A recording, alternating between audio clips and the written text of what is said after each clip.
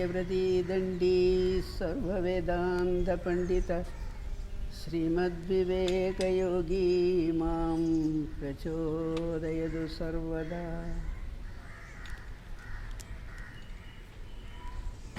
So from the second step of Viveka Sopana, we are learning to enter into our internal chambers, where we have already seen there were 6 uninvited guests sitting and enjoying the company of our heart, not permitting any positive vibrations to enter them. So we called them Kama, Krodha, Lobha, Moha, Mada, Malsarya, unwanted desires, jealousy, competitions, all that sort of things which erode into our atmosphere of the heart and spoil our efforts to purify ourselves, develop our personality. So, by positivizing them, turning their direction towards God, we have to positivize them and make them our helpers in our struggle for realization.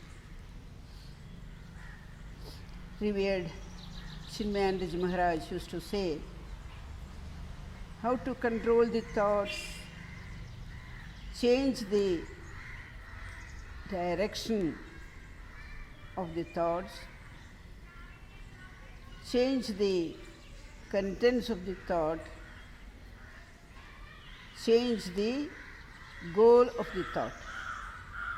So similarly, now we are scattering our emotions, sending them out towards all earthly desires. So, changing the goal as Satya Sakshalkara or God realization, changing the quality of thoughts. Somebody used to say, quality of thoughts. Not going after the earthly desires, quantity of the thoughts. So many thoughts are there now. Not even a second gone changing the thoughts. So remove some of them and bring them into one-pointed, God-oriented. So quantity, quality and direction of the thought. That is what Sambhuja Swamiji used to say. Change the quantity, quality and direction of your thought. Now let them be oriented towards God. So, when we are trying to purify them, we have to give them some support. So for that only we found how our great Acharyas have provided us the Ishvara Murtis, the Ishvara Sankalpas, Ishta Devata Sankalpas, etc., so that my motherly love I can orient towards Sri Krishna. Similarly, for a young girl, Sri Krishna could be her paramour. For a mother, Krishna could be the son. So, in so many different ways, we can, without hurting the emotional content of our heart, we can purify them in one way or other. So, the Ishvara Sankalpas play a very important role. We have to thank our forefathers, the great rishis, for helping us to give to helping us by providing these Ishvara Sankalpas to purify the emotions. It is an emotional culture. Bhakti Yoga is scientifically called culture of emotions. Kama becomes kama towards love for God, like that. It's a cultural purification of the emotional culture. That is how the modern science makes it as a very, very important part of character building.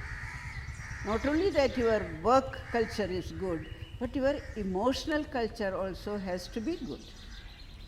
Then only there will be a harmonious blending. Now later we will see how the knowledge culture also has to be purified. So we have seen the work culture purification in Karma Yoga. Now the emotional culture purification. So for that they say, let your aim be God realization. Extreme love to God is bhakti. So one guru once told the Shishya, look, extreme love, that is bhakti. The Shishya could not, disciple could not digest it.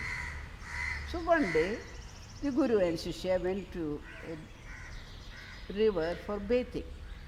So when the disciple was bathing, the Guru caught hold of his neck and put his head in the water. And after some time, he could not bear the breathlessness.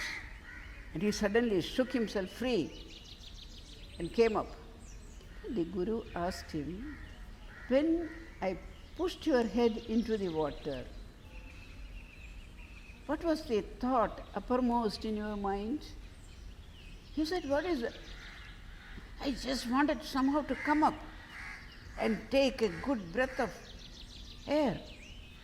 He said, the same way, our whole being should start struggling for a vision of God, for realization of truth, for expanding ourselves to the cosmic heights. So like that, when our whole emotions start centered in that one emotion of reaching out to God, loving God, then bhakti enters into the higher realms. Para bhakti. We shall see about it in the next talk.